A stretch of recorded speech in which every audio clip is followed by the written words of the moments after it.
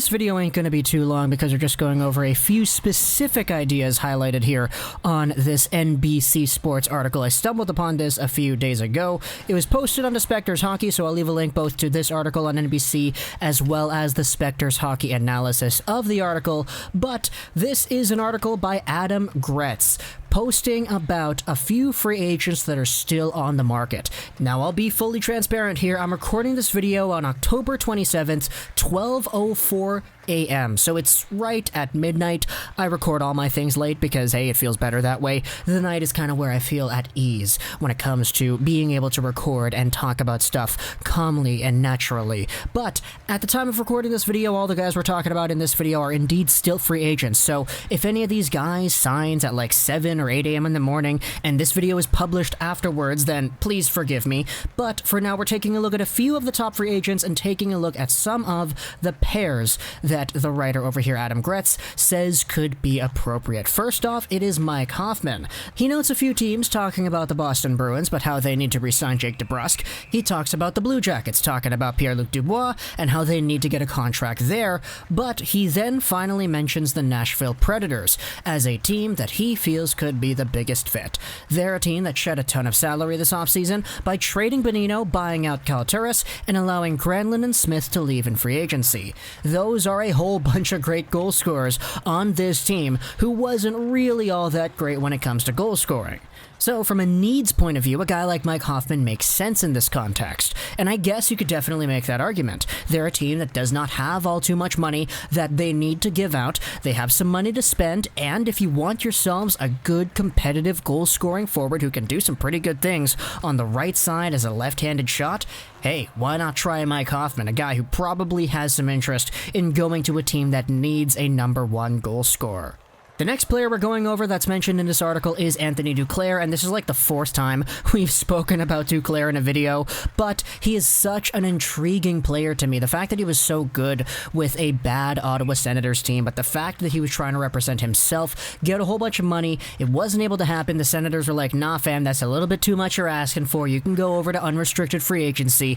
The teams listed over here on the article on NBC that Gretz likes the most are two very cheap teams, actually. They're the Detroit Red Wings and the New Jersey Devils. The philosophy here is you take a flyer on a guy like Anthony Duclair, you give him top-line minutes because, hey, your team's not really supposed to be amazing in the short-term future, so why not take a look at a guy who was a good, consistent point scorer on Ottawa, of all teams, put him on your top line, play him in your top six, let this guy rack up the points, and trade him at the deadline for draft picks. This seems like a very cut-and-paste kind of move, similar to the Taylor Hall deal we saw with the Buffalo Sabres. If a short-term contract is what Anthony Duclair decides to take, he could really up his value with one of these poorer teams, get traded at the deadline for picks, go over to a cup contender, hopefully do some damage in the playoffs, maybe win a Stanley Cup, and then get himself a really good contract afterwards. That's the best case scenario, but of course a lot of things need to go right for something like that to happen. Another team mentioned is the Dallas Stars, who could use themselves another bit of a goal-scoring punch, as it's labeled in the article, but of course, as a guy who is a Red Wings fan as well, I do kind of favor the idea of Detroit a little bit more because there's a lot more fuel for me to talk about it personally. So that's an idea that definitely does make sense in my mind, so it really does depend on whether or not you see the value in that. Taking on a guy who could help you win a few more games, a guy who's still young. If you wanted to go long-term with this guy, you probably could, if I'm going to be honest. But at the end of the day, do you really want to win any games? Because if you're Detroit, hey, if you're looking for that number one overall draft pick, you guys are probably wanting to lower your odds as much as you can, especially with the whole talk that we had earlier this week about Detroit wanting to change the draft lottery format. So there's an entirely new can of worms that gets opened when you entertain a discussion like this. But the last team, the last player pair that we're going to be talking about in this video today is one that I do not like, but it's one that is mentioned regardless, therefore we're going to talk about it. There are a few other players mentioned in this article, of course, but we're only focusing on three of them here today. Carl Soderberg. Take a look at the article over here. We're going to read this one, actually, because this one means a lot to me. Vancouver is the main team that jumps out to me as a potential suitor for Soderberg, but only if they can make another corresponding move. they need to find a way to dump Brandon Sutter or Beagle's remaining contracts. They would not only have to do that to create a new roster spot, but also to create the necessary salary cap space.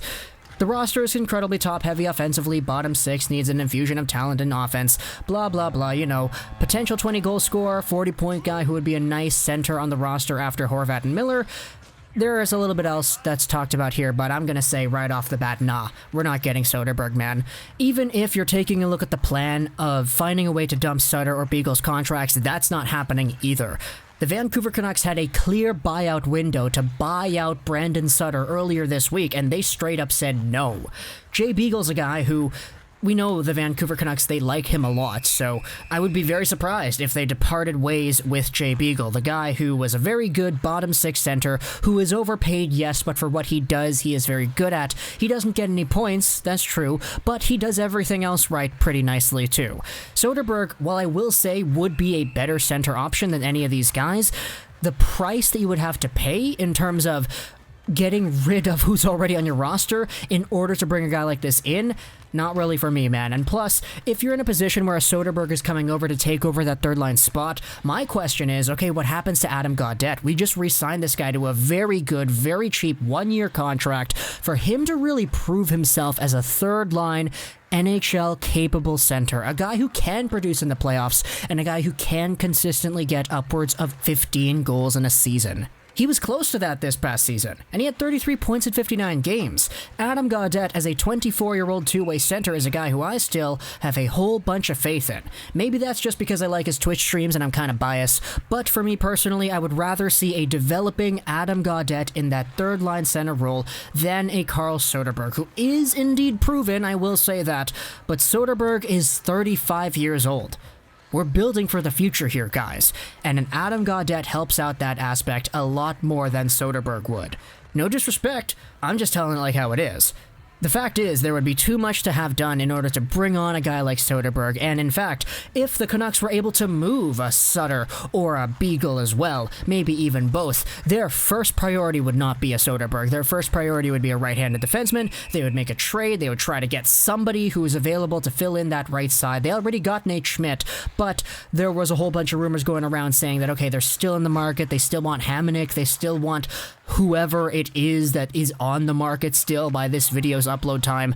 So that's kind of my perspective. Soderberg, nah. But the other ones we talked about, Duclair to Detroit, hey, I'd like to see that. Hoffman to Nashville, hey, that would make sense to me. But talk to me in the comments what you think about these three UFAs and these three potential destinations as discussed in this NBC Sports article. Again, link in the description to the Spectres hockey article as well as the NBC Sports article. I hope you enjoyed this video that I and bye.